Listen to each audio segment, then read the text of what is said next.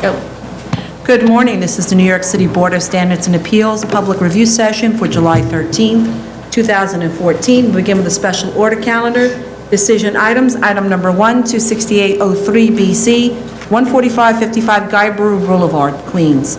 Okay, with this one, they, as requested, provided updated photos. The others were a couple of years old. They revised the statement of facts to reflect the actual curb cut dimensions and that there's a car wash, and provided photos of the car wash equipment. I note that I don't seem to see the community board recommendation in the file. Maybe it's there. Emailed waiting for her. Okay, so we need that because they promised it in the statement of facts. But otherwise, I don't think there's any other issues. Okay. Continued hearing items. Item number 2, 120766 BC, 305 Washington Avenue, Brooklyn. They requested an adjournment on this one. Item number 3, 17392 BC, 220 East 86th Street, Manhattan. Okay, we received a letter from their engineer July 7th that's referring to a building code regulation that exempts spaces with occupancies of less than 300 from fire alarm requirements. In response to that, we received a letter from the fire department of the next day stating that that section of the building code doesn't apply to PCEs, as that's a special use, and that all PCEs have been required by the board to provide fire alarms. They recommend denial of the applicant's request to be exempt from the fire alarm regulation, and I agree. It seems consistent BSA practice. So with respect to that, they need to add to the notes, the drawings, fire alarm notes and sprinkler notes, which are also not on the drawings. And I have a note that this is a legalization. Is that what everyone else? Because they moved from the upper floor to the cellar. Right. Right, it's legalization, so they're already in the cellar. You can't figure that out from the website. So since it's a legalization, then we need fire department and DOB sign off on the sprinklers and installation of the fire alarm. So we can actually finish this up until we see that that's installed. They provided also, because we didn't understand the egress, it seemed as if egress was required to go through a residential building, and they did provide a plan, first and cellar plan, showing that they don't have to rely on that residential route, even though it's clear that they have access to that. Any other comments? No. Okay. New cases. Item number 4, 1793 BZ, 160 Columbus Avenue, Manhattan. Okay, this is a request to extend the term on a special permit for a PCE, and it's a change of ownership from Reebok to Equinox, which has already occurred. And I didn't have any issues with this application. I had a couple of questions. They talk about their TCO, and that was issued for the entire building and clearly says that the PC permit is expiring or has expired. So I think that they just need to make clear that the TCO did not give them sort of permission to continue. Also, You mean that it says on the TCO that the PCE is expired? Is expired, et cetera. And they seem to sort of intimate in their papers that, this is kind of giving them tacit permission to kind of keep going. But their PA is only for the pool area, and I'm wondering if there are other areas within the PCE that have more than 75 people. I think that there are. And also, they've changed the plans from the last iteration, and I think they just need to explain that they have program changes, and I guess on the compliance sheet, perhaps it should also indicate there have been changes in the layout. Their papers state that they have 3 DOB violations for elevators, but by now they've got 6. And I want to know if any of them are related to the PCE elevators. And I just wanted some information about the outdoor area. What type of illumination do they use? And there is amplified sound, and in a prior resolution they were required to use a limiter. So could they give us proof that the limiter has been installed and is operable? And if they could give us specs on the rubber flooring products they're going to be using.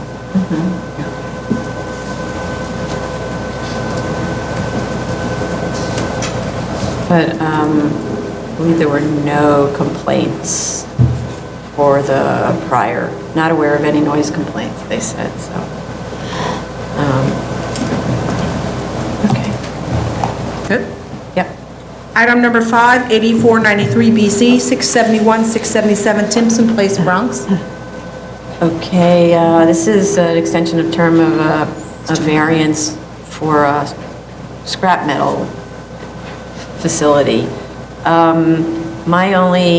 It's actually an extremely clean site, and I don't even have to say, it's kind of an artistically managed site. It actually looks like an art piece. One of my questions is, there's a requirement on the C of O that the site comply with the M1 performance standards. I think that the statement of facts needs to address how it complies, that it complies. There was also signed dimensions provided, but no signed calculation chart, so I don't know how they came to the conclusion that they didn't have too much signage, because there's a lot of signage on the site, but just to show how it adds up. Also seem to be missing a community board recommendation, and those were my only comments. Anyone else? I think that they may have signage on another lot that indicates the business. I think it's across Timpson, across the street. So I'm wondering if they own that building, and is there any relationship with the business? Because it's sort of a directional sign that says across the street, the business is across the street. My question was, they abut adjacent to the rear, and if they could give us some photos of the rear lot line of the property.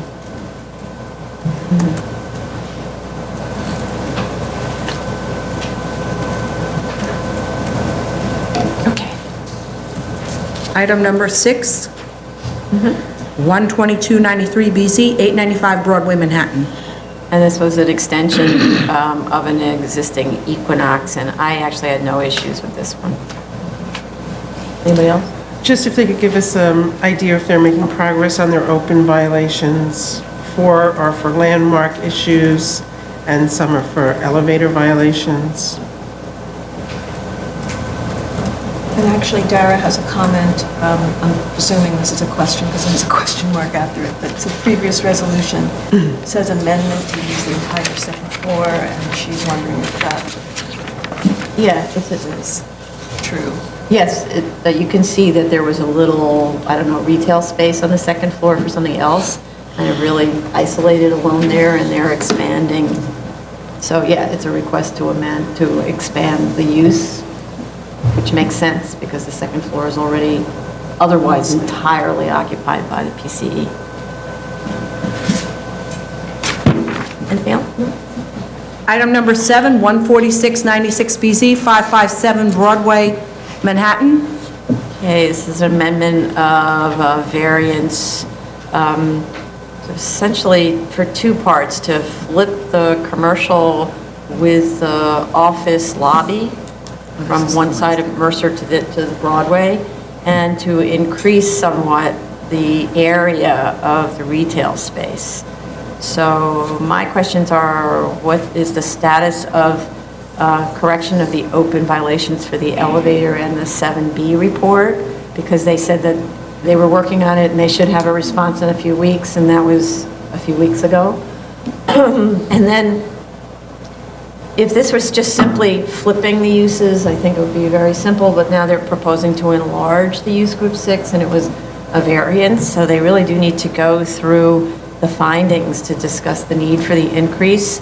The resolution, the BSA resolution doesn't go into detail about this, but clearly the original submission materials would, and they need to review that and pick that up. Anybody else? Yeah, I had a question. They're taking the core space and turning it into retail, and I didn't see how they were going to provide access to the upper floors for the office use. From Mercer. I mean, you don't see the core connect Because, no, from Mercer? no, I don't. I mean, to me, the plans are a little unclear. There's a mezzanine. I think they should do a better job of, you know, exactly defining what they're going to change. But I didn't see how you go from the Mercer Avenue Street. common area to the elevator banks. Oh, okay. If the applicant could just go through that, that would be helpful. Okay. Commissioner Otley Brown had a question. Please reconcile the following inconsistencies between all plans and statement regarding whether or not the mezzanine was included in the original grant, as well as the floor area of the key spaces. No retail mezzanine in BSA-approved plans, but it is existing on the proposed plans. It says additional 733 square feet. I think that's what the picture was mentioning. Proposed plans say 8,092 square feet retail proposed on the first floor, but the statement and existing plans say something different. So I guess they just need to reconcile all of their papers with the same numbers. I think that's the gist. Okay. Good. Next. Item number 8, 15603 BZ, 13535 Northern Boulevard, Queens. Am I calling these separate or together? Yeah, we have to talk about them together. Number 9 is 12715 BZ, 135 Northern Boulevard, Queens. Okay, so this is a special permit to permit construction of the building in excess of the height limits. This is the RKO Theater, which is an interior landmark. So, in my comments, sorry. Just kind of general comments. The statement of facts has a lot of errors and inconsistencies in the floor area that was permitted previously by the BSA, and so I was kind of all over the place reading every different piece of the application, finding different numbers, and that's really not okay. You really need to coordinate the materials so they all say the same thing. So, for example, the permitted residential floor area, I found 245,000 square feet and 280,000 square feet, so that's a big difference. In the height, I found 175'6" and 174'11" with bulkheads. Floor-to-floor heights aren't clear. The floor FAR isn't clear. In the statement of facts, we don't know whether there was a switch from condo to rental. There's no mention that the 2011 amendment was for rental units. And the location of the parking was described as 3 levels below the sub-levels in the statement of facts. That was going to be changed to 1 level, which is absolutely not the case. It's 3 levels, one of which is either was partially below grade and then later amended to be completely below grade, and the other levels are above. And also the BSA resolution of 2005 states that there are 245,798 residential square feet, and states, and in 2011 that there's 287,313 square feet, and et cetera, et cetera. It's just messy. And it makes it very difficult for us to understand what the ask is. So coordinate everything. It's including the EAS, the parking operational study, and the financial analyses. They have to all have the same numbers. Financial, I know, works with gross floor area, but you need to be clear that that's the gross floor area. Also need to clarify what is in NAVD 88, what is, in terms of heights, what is above curb level, what is above mean sea level, because each one of those points of measurement are important individually, but then we can't figure out what the difference is between today's ask and the original approval, which was above mean curb. Now DOB wants NAVD 88, but we can't reconcile that with above mean curb. And then, of course, the FAA needs above mean sea levels. So we need a chart, and the drawings need to be clear what all the dimensions are in all 3 of those measurement systems. Also, the elevations are very strange. They show a 19-story building without a 4th floor and without a 13th floor. And 14. Oh, and a 14th floor, so Right. that makes it a shorter building. And what's the, I mean, I don't even think DOB will accept drawings that don't have consecutive floor counts. Because it doesn't matter if you ultimately want to lose the 13th floor because it's bad luck, but last I knew, 4 was a lucky number. So that needs to be corrected. Also, there really isn't a good explanation other than I found in the EAS, and I never know whether the EAS is accurately reflecting anything because it's often not coordinated. So for the height increases, the EAS says there's a 1-foot floor-to-floor height increase in the tower. Don't know why. The 2005 resolution expressed concern about the tower, the height being 195 feet as was originally proposed, and so the building was brought down to something like 175. So there was, I don't know what exactly was discussed by the board that kept it, that intended to keep it lower, but that's an issue. And to note that the parking was always 3 levels with 1 level partially below grade. So, which is one of the explanations given for the additional height, but that's what it always was. We need the parking calculations to show the amount of required parking for commercial and community facility and the extent of the waiver being requested. They should provide a chart with the number of spaces and show the reservoir spaces on the plans. I actually don't know how that drive-up works as a reservoir, because now there's a turntable and before there wasn't a turntable. There's also another approach into the building which looks like it's an exterior approach, so I don't think that can count as reservoir space. They need to update the height analysis in the EAS, have the new buildings because there's a height study from the prior grant, but that was a long time ago, it was in 2005, and I'm curious whether new buildings of similar height to the proposed have been built in the immediate area since 2005.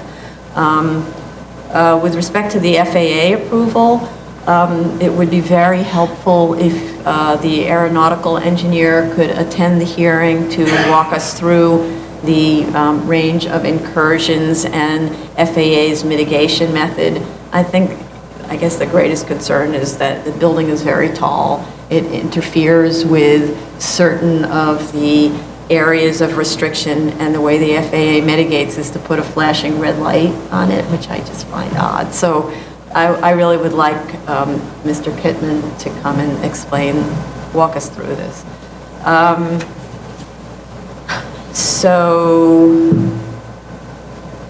I have a note about the parking demand study. What is the required parking as of right?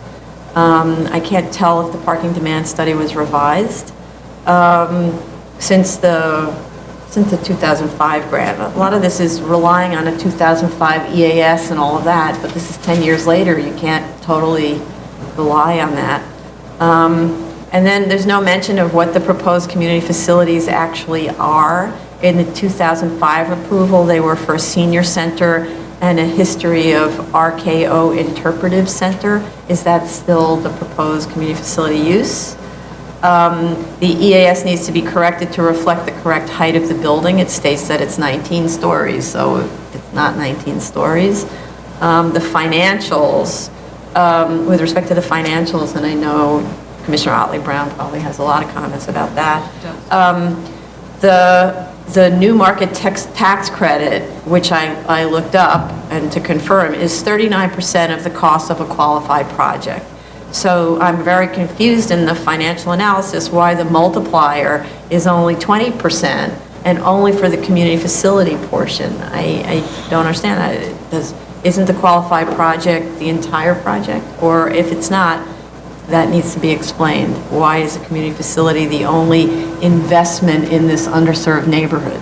And then and the other thing is, this is a discretionary competitive tax credit program. When I looked online, it looked like only 4 awards were made in New York City in the last 5 years or something like that. So I'm not sure why it's even included here. But one thing that is less discretionary, in fact, isn't discretionary if it qualifies, are historic preservation tax credits. And since there's significant restoration of the RKO, it might qualify for that. That's more likely to be something that would significantly reduce the work on the RKO interior. I'm wondering, where is the support for the long sellout period that has a carrying cost of $8 million? And also, as sellouts occur, don't the profits increase along a timeline? It's not that they're all sold out in 8 months. It's some sell on the way, and that should be reflected in the analysis. And won't there be some pre-sale and early sales? There should be also data provided on other development sale rates in the area, because we know that in Manhattan, apartments fly off the shelves before the building is finished, and I just don't know here what that would be, but I doubt that you have to wait 8 months until you sell the apartments. On the Schedule B in the financials, I'd like to know how Department of Building fees are 25%, and 25% of what? Certainly not entire construction costs or anything else. So what is that? Also, there's reference to the 421A program, and as we know, it's going through a rocky time, so I'm not sure that it's actually available for this project, and so therefore should not be included if the current law is that it's not available. With respect to adjustments in the comps, this is an ongoing theme for me. They need to be explained, not just given. For example, there's a 5% adjustment for Comp 1 that is 26,791 square foot space or lot, when the subject is 42,000 square feet. But meanwhile, Comp 2 at 11,500 square feet has no adjustment, and Comp 4 has a 5% adjustment for being 21,000 square feet. So there's no consistency with the adjustments. Then only 3 blocks from the site, most of the comps are only 3 blocks from the site and get a 5% adjustment for location. That's Comp 1 and Comp 2. And that doesn't make any sense. 3 blocks isn't entitled to a 5% adjustment. And then I ask, why is there an adjustment for zoning if both comps, if 2 of the comps are in an R6? And then just having a C22 is good for a 10% adjustment. It's just all over the place without explanation. This is a theme, we need to clear this up. You can't just deduct and add just so the numbers come out the way you want. The photos of the comps show, on one of them, the photos of the comps show buildings, or actually a few of them. That should affect the price. So they're not vacant lots. And I could keep going. So that was enough, but I could keep going. There are many, many, many faults and inconsistencies with the comps. With respect to the condo sales, we need floor plans of the comparable units. With respect to the cost estimates, it incorrectly reflects 267 units, not 269. That has an effect on the costs because there are not as many kitchens and bathrooms, et cetera. And the financials don't go to the changes in the proposal that request additional height. So the financials should actually cover why the height increase is necessary. It doesn't go there at all. And also, since we are going back to condos, which was the original application, shouldn't more units than originally proposed, so now it's proposed 269 versus 200, and a larger footprint that was approved in 2011 improve the situation over the 2005 approval? So actually, since, if the numbers in 2005 are to be believed, then there's a significant increase in what was obtained or will be obtained here, and that needs to be discussed. Next. What else? And I'll cover. I think, if the FAA consultant comes tomorrow and many of the issues you raised, I think we'll have, better discussion tomorrow. Right.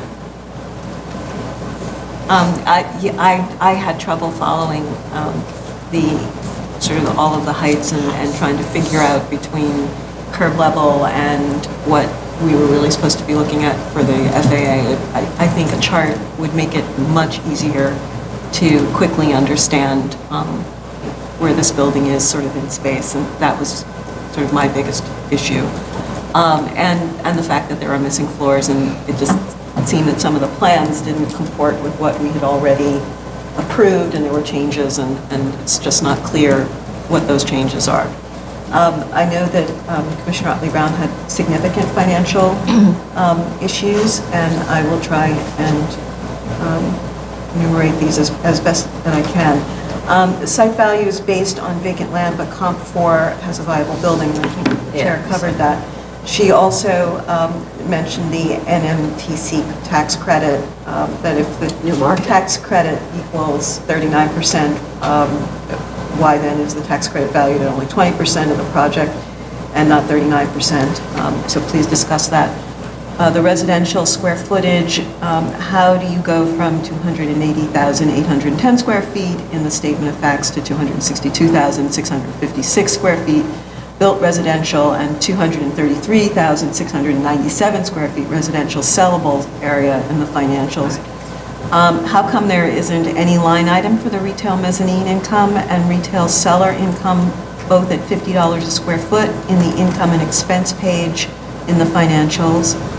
Retail comparables, why isn't there a positive adjustment for the fact that the subject is going to be located in a beautifully refurbished landmark space and the comparables are not located in such a space? Garage income, is the $285 space per month net income or gross income? That covers Commissioner Otley-Brown's issues. Okay, great.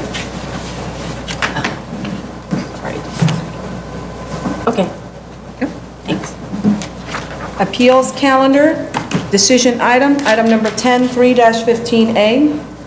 Okay, they revised the statement of facts and the vehicle circulation plan as requested to correct some errors.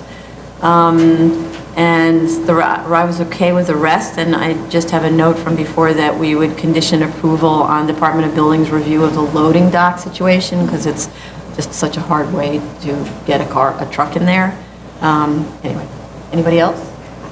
No, as long as we condition the loading dock issue. Yeah, you put a note on the plan. Okay. New cases, item number 11, 19914A, 102-11 Roosevelt Avenue, Queens. Okay, so this is legalization of an accessory parking area within the bed of a map street. Just to note, we have DEP approval, a DOT letter that says it's not in the capital plan, but wants the curb cut realigned to align with access, and we have fire department approval. We also have a letter from the applicant responding to the DOT letter that says they can't move the curb cut because there's a column for the train on one side and there's a lamp post on the other side. And I think that even though the reasons are sensible, I'd still like to hear from DOT about the safety of this use, because this is, after all, legalization. I know that they've already done, the construction is probably already complete or close to on the extension adjacent, but it's almost like they should have built the extension on the other side, and then they would have had easy access to the parking. What we don't have is parking calculations. I know it says there are 3 spaces required, but I don't know based on what floor area. So, and on even what use. Is this use group 6 medical or use group, 4 medical? Anybody else? I went by the site, and indeed, the curb cut is really very strange. I'm not sure that I would even be able to maneuver it successfully, but without sort of going catty corner across the sidewalk, I don't know how they would be able to fix it, but it's very awkward. And can they show the layout of the cars on the lot? They do have a Do they have a layout. layout? Yeah. But it wasn't clear to me if you pull in, How do you can you get? turn around? No, you have to And back out. You have to There's back, staff. or you have to back in, Right. Or back in. which is a very busy street. Yeah, Yeah. I don't see how it's sort of. The layout is 3 cars back to In back. tandem? In tandem. Yes. all I didn't. I did Requiring not one staff see person to come early and stay late. No, 2. I don't know how they can manage that, but, and then can they provide some signage or something on the garage door that says it's an active garage? It just seemed to me that people walking up and down the street might not be aware that a car might be backing out, which is even more dangerous. So it's something that Yeah, will alert the public. I think we really need DOT to weigh in on this, because it may just be a very ill-advised parking situation, or let's say drive-up situation. Like, if you can be spirited to the location, it's fine, it's just the access is a problem. Okay. Next. Okay, sorry. Item number 12, 271-14A through 282-14A, Patricia Court and Herbert Court, Staten Island. Okay, this is for construction without street frontage of 9 homes, no, sorry, 7 homes, yeah, 9 homes. I just want to note that the community board recommended denial because they're concerned about the turnaround, that there's no turnaround on a dead-end street, or that there's difficult turnaround on the dead-end street, and that also they're not okay with parking on 2 sides of a 34-foot curb-to-curb wide street. But I do note that we have a DEC wetlands permit and fire department approval of the site plans from April of 2014, so we need an updated, is that what, we're waiting for an updated I fire asked fire department to take a review. look, because they didn't have that other home that's in the corner. Right, they didn't show the road on Herbert Court. The fire department didn't review I think the they- other home. Okay, Right, they only There's looked a for the home on private another street. street, Yeah. right. which was not part of the fire department review, and it's not shown on the builder's pavement plan either. Okay. So I just, they're just throwing that one in, It's Oh, like, okay. there's another house on another street, we'll just throw this one in, but it's not on any of the approvals. And it's also not on the builder's pavement plan, oh. Right, so, And actually, I think on the builder's pavement plan, I don't think they showed the areas in which they didn't want parking on, because it's the first 10 feet of the street. So I think they need to resolve that. And also, they gave us their proposed covenants, and I think they probably should mention something about keeping the areas in which the fire department wants kept clear of traffic or parking. That should be in the covenant as well, for the homeowners association. But the fire department didn't say anything about that, right? about the They did covenant? not, no. they No, did- they clear didn't mention parking, at that all. the fire department's letter just says we approve it, we reviewed the site plan and we approve it. Right. And it doesn't make any specific request for an area to be kept clear of parking or anything like that. I don't think so. No. And to the applicant's submission, they said that the fire code permits roadways narrower than, with 2 sides parking, as long as you have 18 feet of And as long as it's maneuverability. not more than a certain depth, but like Yeah, right. So. 400 feet. So we really do need the fire department to respond, I think, both to the concerns mentioned here, the community board's concern, the revised site plan. And then I just note that the plans that were submitted on June 25th via the PDF system, the SMIT, are completely soupy and illegible, so everything that Yes, I they was are. reviewing was old stuff. It was difficult to read them. Yeah, and then also the DEC wetlands permit, which they have, and the community board was upset because they didn't have, but they've since gotten, refers to plans. We should have those plans as They well. did submit them. No, I didn't have them submit because. Oh, they didn't submit, I saw the copy. Right, I had question, I'm sorry, Madam Chair. Commissioner Montanez and I had a discussion about the submission, and They said they didn't have approved plans, they had some draft plans, but I didn't ask them to submit until we have the whole packet together because there was a few other things that we had asked them to do. Right, they have to revise the site plan Plan to and show the s- DEC comments and everything. Yeah. Right, it's not noted on the site plan, so I figured they'd do it all at once. But DEC has plans that were approved. No, I mean, they're referring to plans that They they refer to reviewed. plans, but they're not really stamped approved. They're not stamped approved. They Oh. gave us a set of plans that they say, these were the plans we gave to DEC that they're Oh. referring to. Okay, So I'll explain that to them. right, okay. So,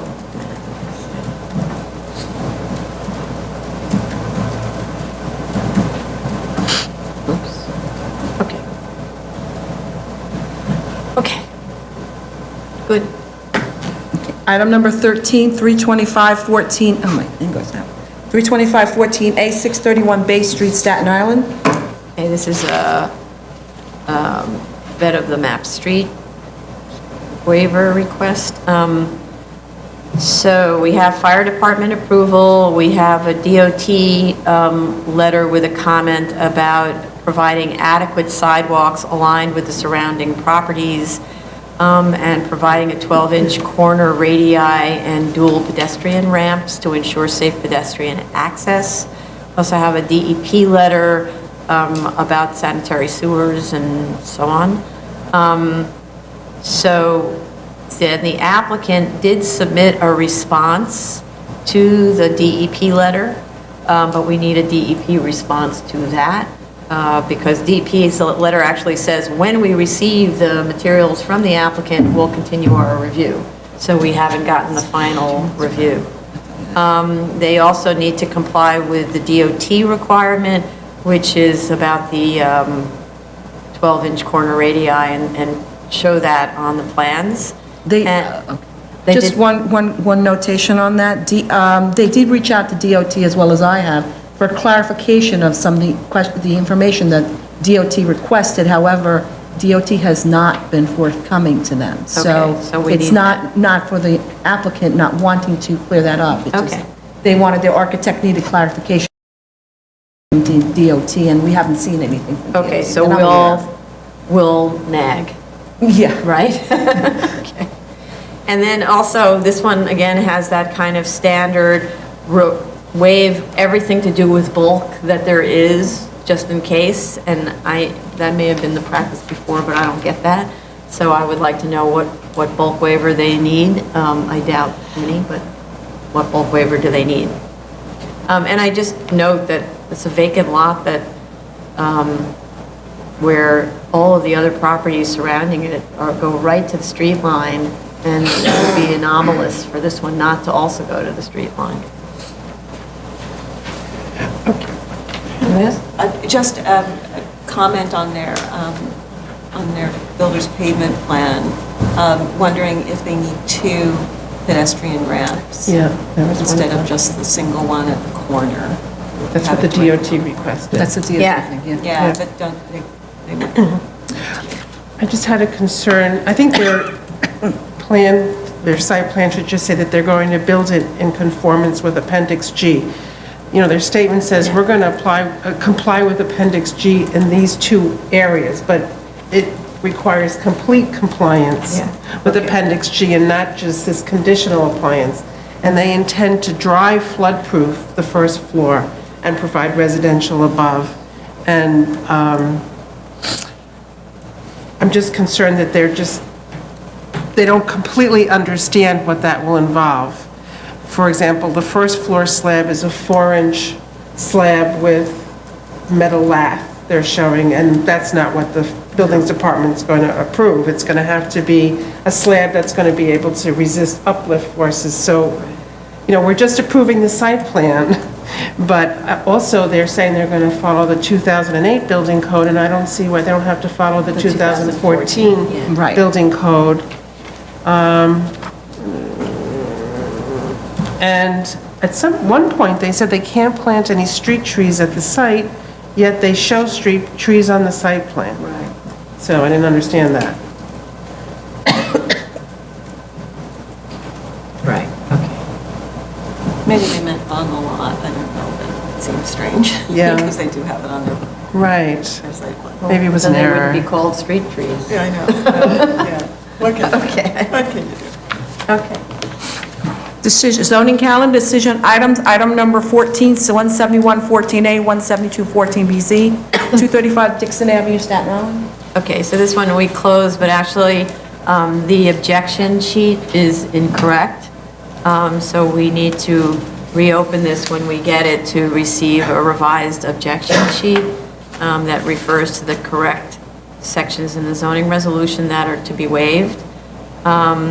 With respect to the submission, we also during the course of the hearing process, we observed that they no longer are building a building in the bed of a map street. So application 171-14A was withdrawn by letter. And they have revised the statement of facts to indicate that the building is located at the street widening line. And so the waiver is for a zero depth front yard. And that's been modified, so that's why we need the modified letter objection from DOB. Anybody else? Madam Chair, I'm sorry, are there other waivers as well? Is there still, right? There's, yeah, and there's side yard waivers Just to as well. clarify, Yeah, it's not right, just there the- are, right. Sorry. Don't be sorry. But if they clarify all of that, I think. Yeah. I'm looking at some of Commissioner Otley Brown's comments, and I think that if they can clarify that, it'll answer a lot of her questions about width of the house, the length of the house. That's good. Right, so, yeah, because it's a side yard waiver is what, well, we're the one who actually requested that they take advantage of the side yard waiver in order to keep the building away from the To keep the sidewalk in alignment Yes. also, because they were going Right. to jog it. Okay. Okay, item, go. Item number 15, 27014BZ, 203 East 92nd Street, Manhattan. We haven't received the revised, they said it's under, the applicant emailed me, it said it's under review between the client and the architect. The question regarding the hung ceiling under the super's apartment, as per Madam Chair's So discussion. I'll, just to fill everybody else in, because this is something that was going on, and they don't think did they fully submit the architecturals? Was that submitted? No, because you were gonna, you wanted them to revise that plan. Okay, so they didn't submit that Unless you part. wanted to just have Okay, them so submit it one of the issues without that, it? the main issue that we brought up at the last hearing was where this PC is located above a school, and it's located right underneath a super's apartment. We didn't know where the super's apartment was, and we didn't know what the acoustical treatments were to protect the school. So they ultimately, in the last submission, provided a detail sheet of the acoustical approaches, but the details are just a bunch of details in boxes, so you don't actually know where they're located on the plans. So I had asked for the actual architectural plans that show the location of each detail, which they sent to us for review, but not formally submitted. So one of the things that showed is the super's apartment is located over a strength room, so that means it's a room with weights. And it also, the detail, the architectural drawing showed that there's no hung ceiling at all on the 6th floor. It just has floating floors. Whereas there is a hung ceiling detail, that's a classic spring hung ceiling detail, acoustical ceiling detail. So I had suggested that to move this along, we just get that same detail underneath the super's apartment, but they have not provided that information, so we're still awaiting that. And I believe they did properly amend the note about the restrictive declaration. Yes, that's been taken care of. So now the only thing is protecting the super who has the right to sleep at night, especially at 5 in the morning, which is when the muscle builders come. Okay. Item number 16, 1-15BZ, 150 West 85th Street, Manhattan. Okay, so this is the Manhattan Day School. Right, let me, So they did receive a positive determination from DOB with respect to the modification on the rear fire stairs. And as requested, they revised the statement of facts to expand on the need for the courtyard. They described the unique structural conditions in the building, kind of its history of construction and how the floors are hung, and the truss system that prevents the penthouse from being moved further back, and also that explains the impact of moving it further back on the STEAM program requirements, that's the art and science requirements. They amended the plans to clarify the scope of the waivers being sought because we were having trouble understanding the height modifications that were being proposed. The architect also provided a very careful review of the truss system and studied alternate plans to show the impact on visibility from the street if the penthouse were moved back as much as it could be moved back. And since it could only be moved back a few feet, the impact on visibility would be minor, and it would have a major impact on programmatic requirements. I note, because we got a lot of letters in opposition from neighbors. The neighbors are opposed to this, what I consider to be a very modest increase in this building's massing. It's clear to me from the submissions that these minor modifications are essential to this school's particular programmatic needs, because every school has a particular teaching method, and this one has theirs. And also, they need to accommodate their needs to this very unusual building. So I actually think it's quite a modest request. Anybody else? Commissioner Otley-Brown had just a couple of, I guess, clarification questions. She just wanted to make sure that all of the rooms that contained composting, the interior composting areas were going to be in some way refrigerated, or I guess maybe even ventilated. I think that was her. They have a science lab. I am just... The worms would die. The worm, you can't refrigerate compost? Yeah, no, you can't refrigerate compost. That's true. Well, I'm asking the question. The chemical reaction requires. And it doesn't like certain- smell. If And you it do doesn't smell. properly, it doesn't smell. No, I have a compost. It's perfect. Okay. And then she also wants to know, where are these, the benchmarks in the space needs study, I guess, where are the benchmarks and ranges taken from? What type of texts are these? The Just benchmarks- articles, or are they formal regulations? No, but so maybe she doesn't remember, they submitted one of the most stellar versions of what the regulations are that affect the size of each thing, of each room and each, because it was so clear, this little cover sheet that says what it's going to be explaining, and then it attached all of the regulations that explain that. I thought that's the new Perhaps standard. that she didn't. Yeah, was submitted a while ago, so. Those were my questions. Okay, anything else? Continued hearing items, item number 17, 22213BZ, 2472 Coney Island Avenue, Brooklyn.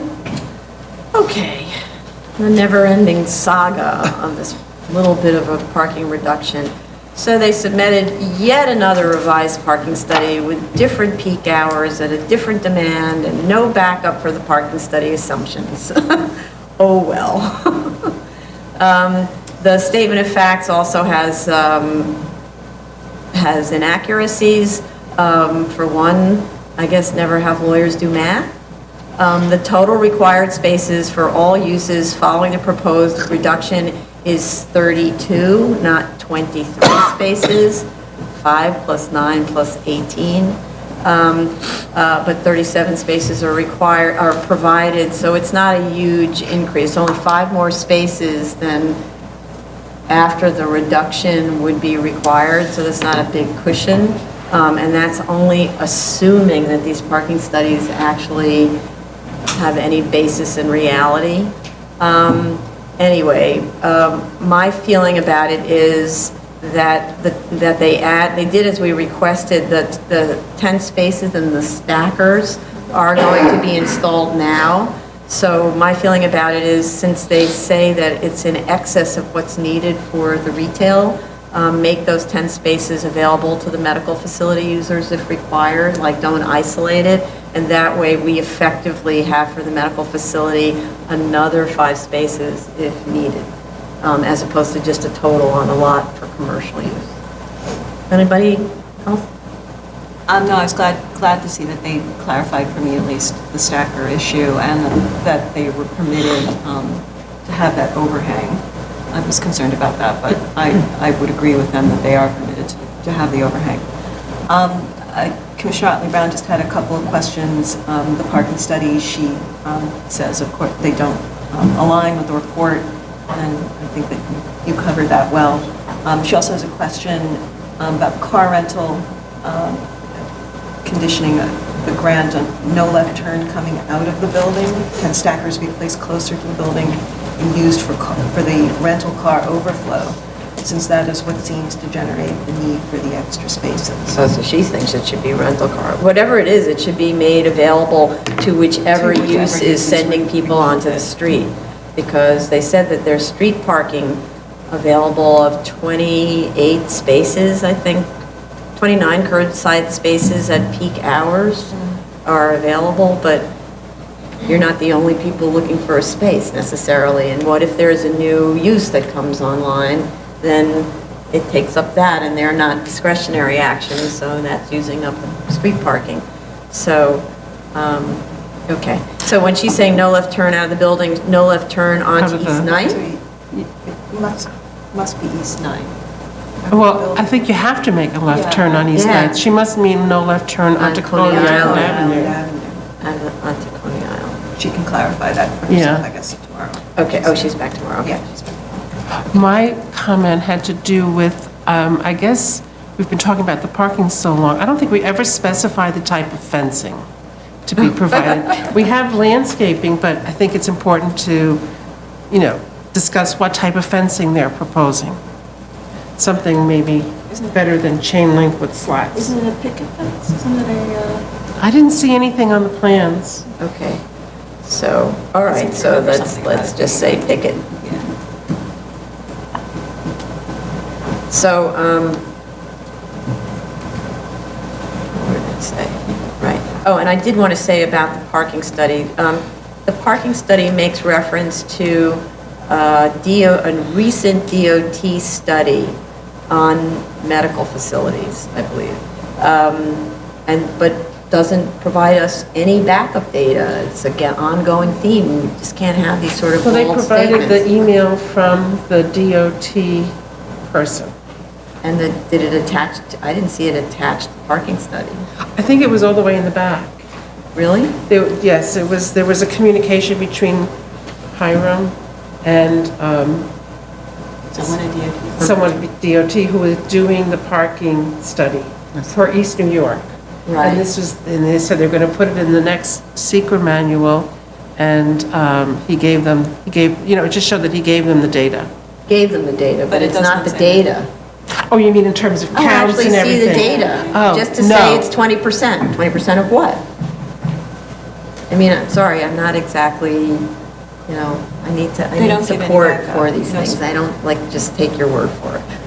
They don't talk about methodology or they just... Right, So- and it just says 20%. How'd you get to 20%? Or it says 4%. 4% of what?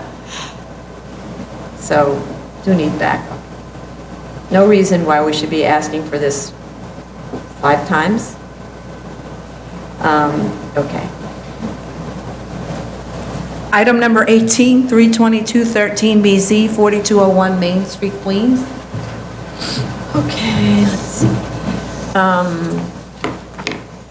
So there is a letter from June 25th that states that the violations are in process of being cured. I'd like to get an update on what's going on. I know it's just a little while later, but maybe something has happened.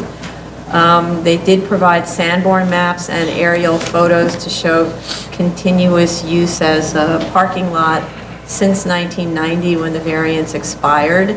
I thought actually what we were asking for was proof that it was restaurant use, and we asked for rent rolls, which should have been available, because it doesn't really matter if it was a parking lot and there was fewer parking spaces needed. because it's obviously hinges on what the uses are. But now they propose 80 spaces instead of 87 spaces in the lot, which is a slight reduction, but it's really, really a crowded lot with questionable maneuverability for all that valet parking. They do have now, in response to our concerns, a temporary public assembly permit that expires the first week in August, and also have a temporary use permit because they don't have a C of O.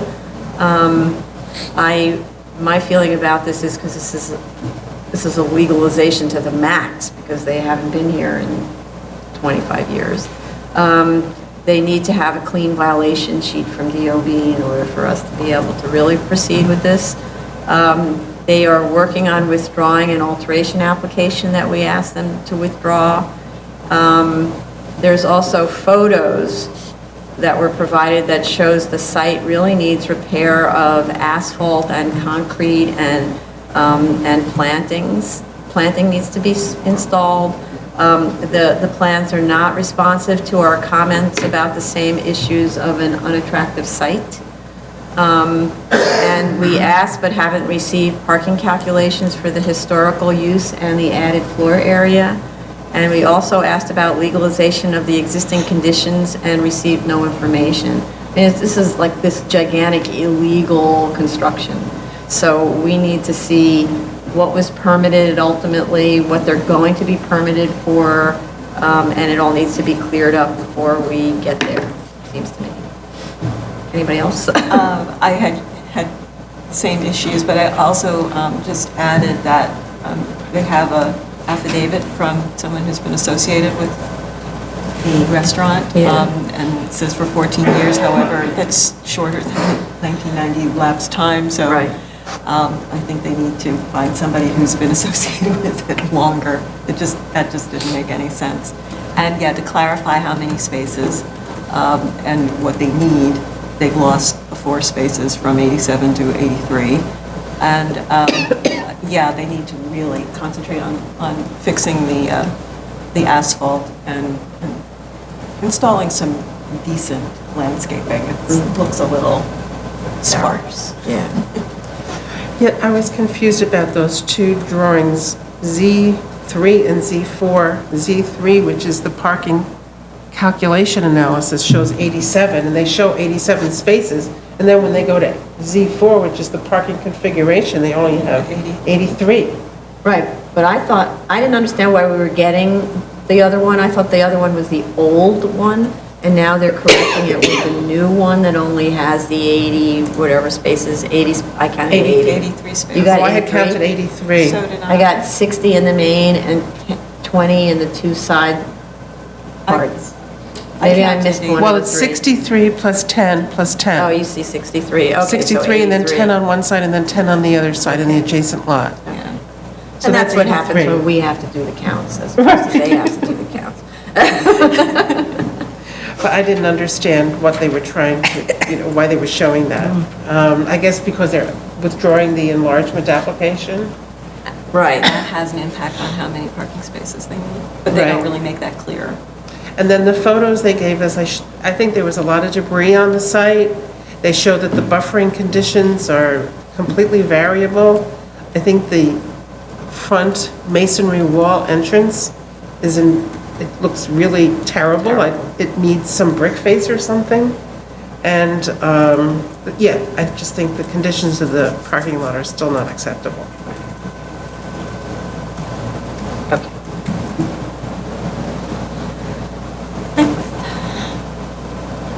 Item number 19, 6414BZ, 1320 East 23rd Street, Brooklyn. Okay. This is 73622.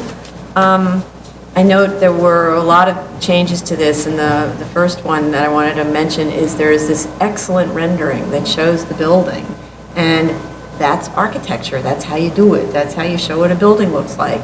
And then they actually put it in context. So even if you have to go to an outside rendering source, it's a much faster way of explaining whether the building works within the context.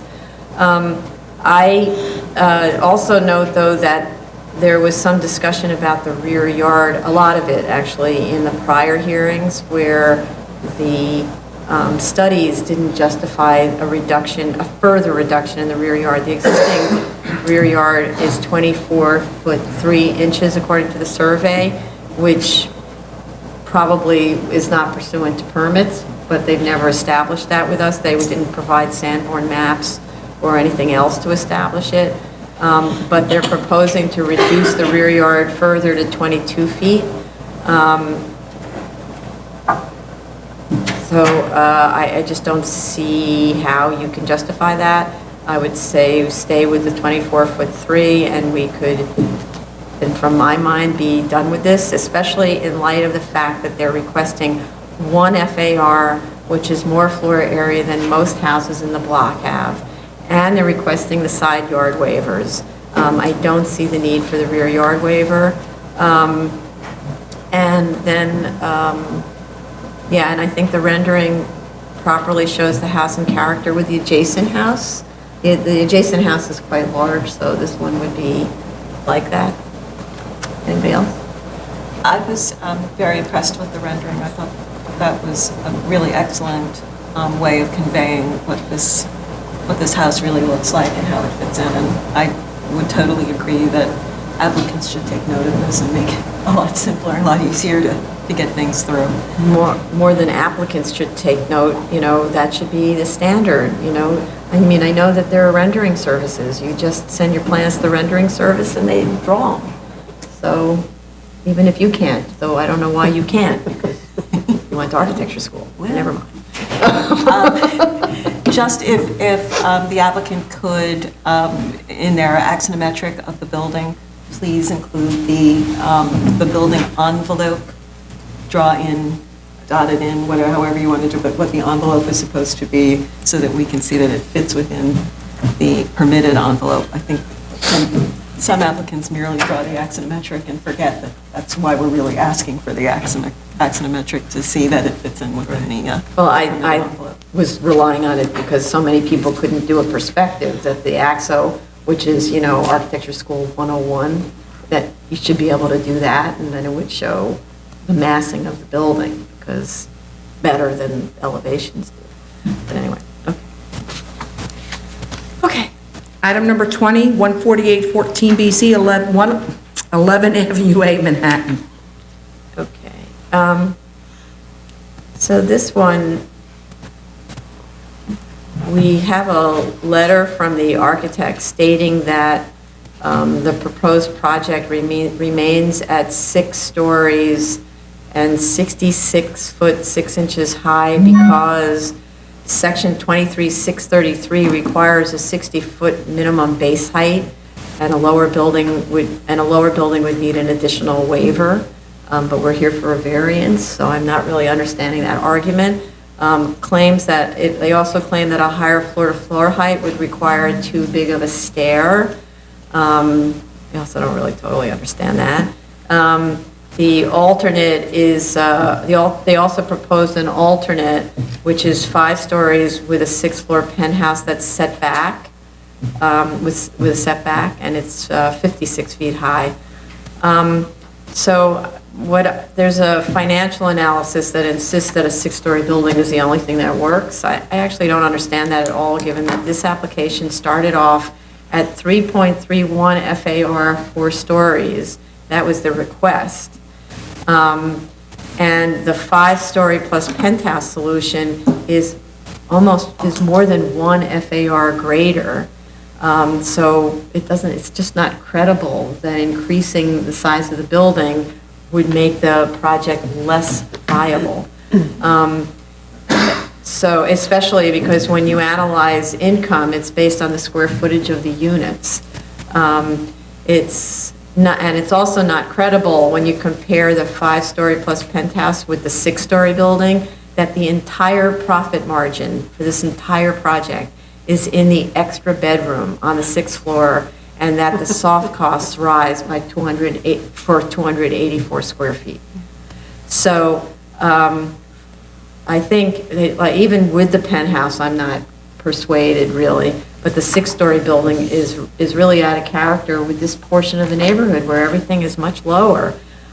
We said that in the prior hearing, and we said that it was too tall, absent a really unbelievable design that somehow or other justified a taller structure in the neighborhood, but the design is just a mundane little building, so it's not a great moment in architecture that might somehow make that justification. Also, we need side and rear elevations, and I'd also like to know what the materials are. This building, because we'd be granting a variance for it, needs to be an asset to the neighborhood, not just a little utilitarian thing. And the reason that's, from my perspective, that's important to the neighborhood character finding. It needs to fit in with neighborhood character. That has to do with materials and design. Also, with respect to the comps, 2 of the units here have large rooftop terraces and all have balconies. That's not reflected in the comps. And then I noted that, I think it was in the financial report, that says the existing building hasn't been analyzed for its ability to support new construction. Really? So what are we doing here now? Don't you think you should go back and do a little homework before you continue with this? I don't understand that at all. So I would have to say, hire a structural engineer, find out if you can do this project, because otherwise you're wasting everyone's time. Then I'm curious about the construction loan rate that's shown at 6% on the financials. We have an application that's current at the second that's using a 5% construction loan rate, and makes note that the current loan rates are much lower, but because that project's a much bigger project, you can't anticipate that the rates will hold. This is a tiny project, so if anything, it's less than 5%. It's probably more like 4%. So where does this number come from? And then, again, lots of nice refiguring and recalculations on all of the numbers in the financials. Why did the construction costs go and loan costs go up for the 6-story building from the last submission when nothing changed on the 6-story building? It went up significantly. And why is there such a long lease-up time, 7 months for just a few apartments in the Lower East Side where everyone wants to live? And why is there such a long, so where does that data come from? And why are the M&O expenses higher per square foot for the 6-story building than for the as-of-right? And why is the cap rate so much higher? It's a lot higher for the as-of-right. So all I see is number manipulation with no explanation at all, and it doesn't make sense. And in the end, I have to say the building's too tall at 6 stories. It's out of context with the neighborhood, and it needs to be lower. And I'm not really, the reason I want to see the side elevations is because, not just the side elevations, we really need a context drawing, because you can see the penthouse from up and down the street, because it's surrounded on 2 sides by 4-story buildings, right? So the penthouse may also be out of character unless it's set even further back. Those are my comments. Anybody else? I would agree. I was not convinced that this needs to be a 6-story building. It seems to me that it's way out of character, and it reads much taller than even 6 stories. So I think they really need to go back and look at their floor-to-floor heights. If they're so convinced that they need 6 stories, then how come they can't fit 6 stories in 60 feet? If that's really what they want, then I think that they need to really try to make this comport with the character of the neighborhood. Also, I know Commissioner Otten-Brown had a question about the adjustments that were made for excess development rights. And her question was, what are the excess development rights of the comps? If there are excess development rights of these comps, then there shouldn't be any adjustment upwards, because the sale itself represents what is already there and what could be. So I guess they need to address that for her. And I think she also had questions about the cap rates, to justify the cap rates that they were using. As far as the plans, I see that like these alternate plan, the sellers are inconsistent. Sometimes the seller does not go all the way back to their lot line, and sometimes, like in this new alternate plan they're giving us, the seller does go all the way back, the full site area. So is that new construction, is that reflected in the financials? I don't really know. I don't understand that. They made this argument about the adjacent building, which Commissioner Otley Brown had asked about previously. They said that that's an illegal 4-story, 4-dwelling unit building, and they based that on a recent DOB application to repair a vault in the sidewalk. That this recent application said it's a 4-story, 4-dwelling units, but the C of O says it's commercial on the ground floor and 2 units above. And I would base it on the C of O. And obviously, when you look at the building, it has commercial. So that whole argument they made that this makes the site even more unique is has no basis. Because the adjacent building basically complies with the zoning regulations. Right, They distinguish themselves from that both. Okay. right, okay. All right. Item number 21, 260 14BZ, 100 East End Avenue, Manhattan. Sorry, put it there.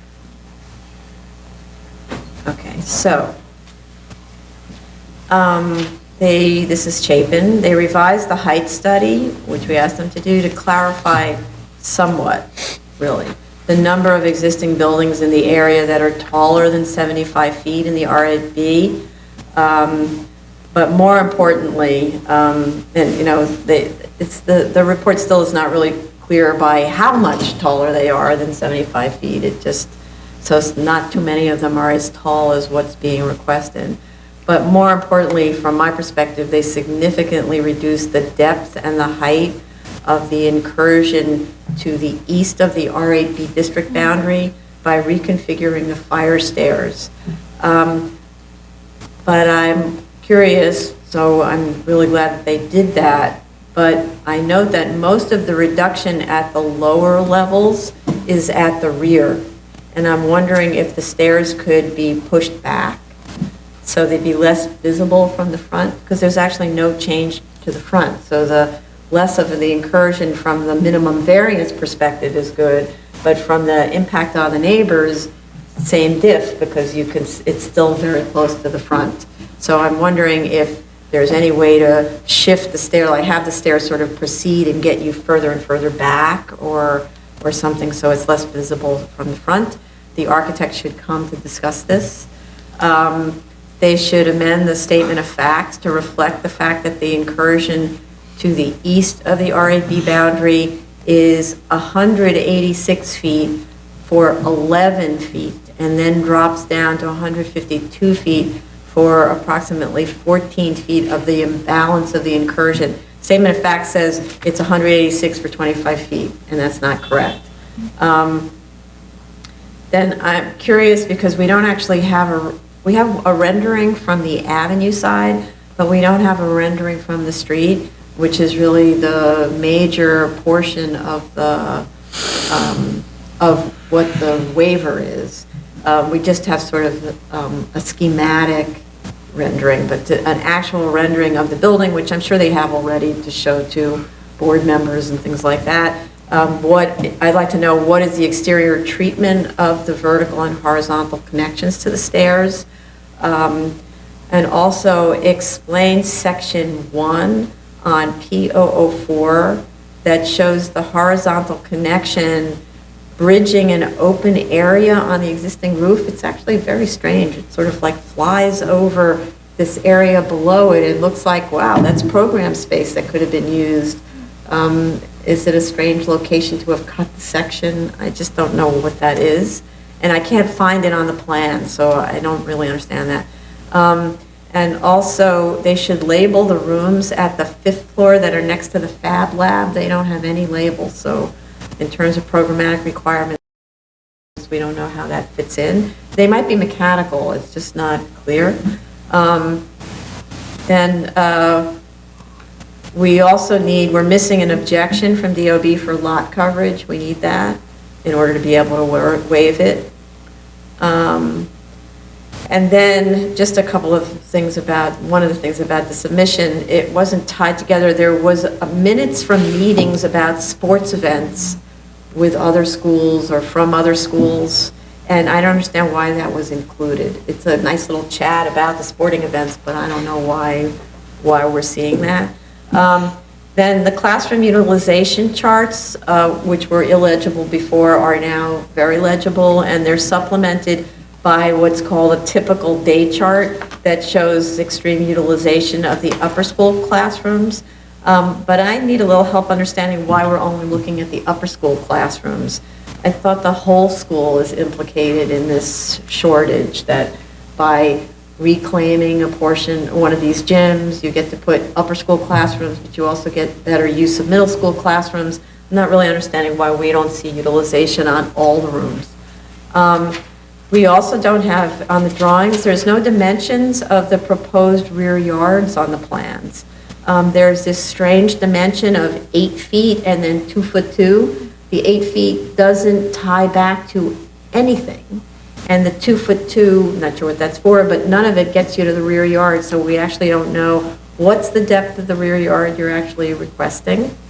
There's also a room on the 9th floor which says new louvered enclosure. What is that? Is that the mechanical room? That needs to be labeled.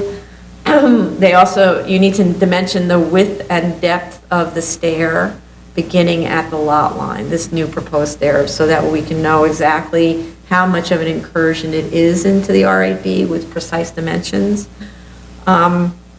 We need also the EAS to address certain issues that were raised by letters from the opposition, in particular the question of segmentation, and that the project is proceeding in phases, in construction phases. Some is being done this summer, some is being done next summer and the following summer. That's not exactly a segmentation issue, but it's also an issue of construction phasing, which is not discussed at all in the EAS and must be, and with respect to construction impacts. The environmental consultant should be brought here to discuss this. And with respect to the programmatic needs for the gym, I just note that in general, in response to the opposition letters, many other schools receive variances for height and setback to allow construction of a gym, and the applicant should cite to those examples. It's very often the sole reason for the variance is the gym, or sometimes an auditorium, something that must have a large floor plate and must be at the top. They should also discuss at the hearing the noise issues from the rooftop play area and the impact on neighbors, in particular with respect to amplification. I don't understand why amplification is needed at all. If I remember on other applications, they specifically were told they could not have it. Since it's only during daylight hours and it's not that big of a roof, I don't understand why you need the amplification.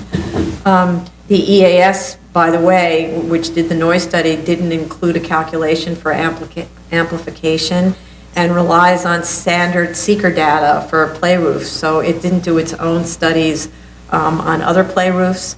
So, and it's pretty close to threshold. So with amplification, it would obviously be over threshold. I'd like to know what's the age range of the students who will use the play area as opposed to the gym. I'm kind of assuming that that's for the little kids. So that should be discussed. And they should discuss that Dalton and other school rooftop play areas in comparison to the proposed, because there are many schools that have rooftop play areas, and just compare that. We do have now a DEP approval letter dated June 25th for the RAP and the CHASP. The applicant has to follow the directions given by DEP about that. With respect to the EAS, and the new excavation in the cellar. The box on the EAF should be checked yes, because there is excavation, it checked no. And the SHPO sign-off has to be obtained if required by seeker, because now it's excavation in a historic structure, and arguably that may be different than what was reviewed by LPC, so you need to just make sure that LPC is aware that there's excavation in the cellar, and they need to say so. The EAF should,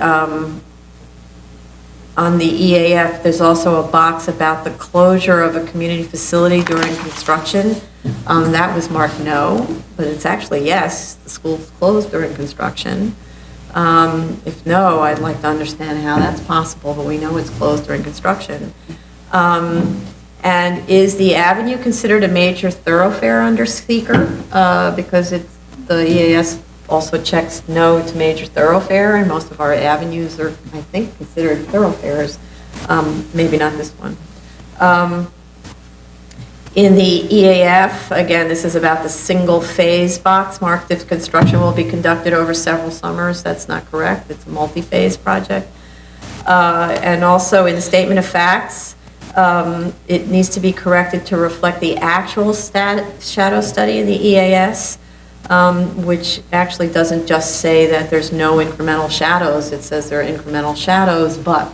So that needs to be picked up in the statement of facts. In the EAS, we need to expand on the reason for the conclusion that the incremental shadows will not negatively impact Carl Schurz Park. There's kind of a sort of a summary, or let's say it's just a conclusory statement that it won't. You actually need to go into why it won't. What's the plantings where the incremental shadows are? What's the duration of the shadows relative to the planting and their viability with that incremental shadow? What kind of activity is there? Is it passive or active activity that's more, one of which is more, let's say, compatible with shadow? They should discuss the current management of the school bus and car pickup and drop-offs, since there appears to be a lot of neighbor complaints about that, so it can't be business as usual. Something has to be modified. In particular, I'd like to understand attendance for the home games and the use of the gym for other large turnouts. There might be as many as 400 people there, and how are they managing that? You really do need to address the neighborhood complaints about traffic and drop-offs. But to note that the EAS has studied these issues, but it's more than just a seeker review. It's a neighborhood impact review from the point of view of the variance. And those were my comments. Anybody else? Yes. I had similar comments about the play roof, the noise and why sound had to be amplified. Yes, gym instruction, but whistles, something like that, I don't know. Yeah, whistles they said they have, right? Yeah. But that's different than all the girls over to the left. Sounds like a PCE. Right? Yeah. So I'd say, to cut to the chase, we don't need amplification, so take that out. I had a question too about that enclosed louvered space. I think that's part of the mechanical. I think so too. It is, but it's two stories tall, and I'm assuming that part of it may have to do with the fact that it's over top of the science lab, so maybe it's part of the exhausting system, or they've got a physics lab and a bio lab. But then it's in an enclosed building. Yeah. I know, but maybe I don't know.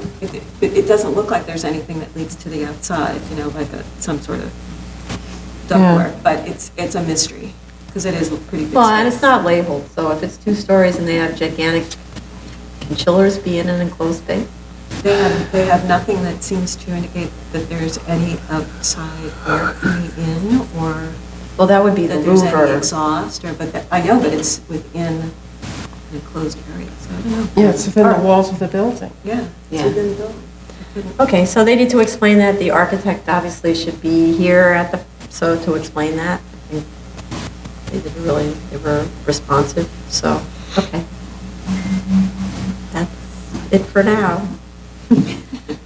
New cases, item number 1, 10814BZ, 736 Manhattan. Okay, so this is a variance to allow use group 6 on the ground floor of a building in an M15B in Soho, the most kind of unfortunate type of variance applications. So I do want to say that the statement of facts were extremely thorough and well-reasoned. It's a pleasure when you get those. I'd like to know there's a discussion in the statement of facts about a special permit 73-241. Not really understanding the significance of it. Is this proposed to be an eating and drinking establishment? They said no, but I don't understand why they kind of went on about that. There's a building, the building filed an alteration 1, which was approved in 1990. And also sort of something else went on in 2005 to convert to use group 17D, but it was never signed off and no C of O was obtained. I'd like to understand the status. It's still listed as under loft board jurisdiction, so it's probably an IMD where they still haven't been able to work out the details with the tenants. I was looking at that because the financials say we're not really sure how to review this because we don't know the current conditions of the residential units, but the owner does. So I didn't understand why that should be in the record at all. You know, the owner knows the status, and if it's an IMD, say so. With respect to the financials, I don't think it's genuine to state that in this market, there are more buyers for smaller properties than for ones of the subject size, when this market in this location is so hot that there's competition at all scales of buildings, especially in NoHo. You have literally people climbing over each other to purchase buildings. And so I think that should be taken out, and there shouldn't be any discount for a smaller property versus larger property market. With respect to the joint live work quarters for artist rental rates, don't really understand how the analyst came to the conclusion to use 2 of these sites. 307 East 10th Street is not joint live work. There's no C of O, but it's a townhouse on Tompkins Square Park, which has apartments in it that are very large. I know these apartments, they're large and they're loft-like, so you might advertise it as a loft. That's not the same thing as joint live work. And 29 West 9th is also not joint live work. The C of O says it's been apartments since at least 1958. The EAS appears to have incorrect floor area. This 3,000 square foot zoning lot with 11 stories can't possibly have 287,000 square feet, no matter what kind of logarithm you apply.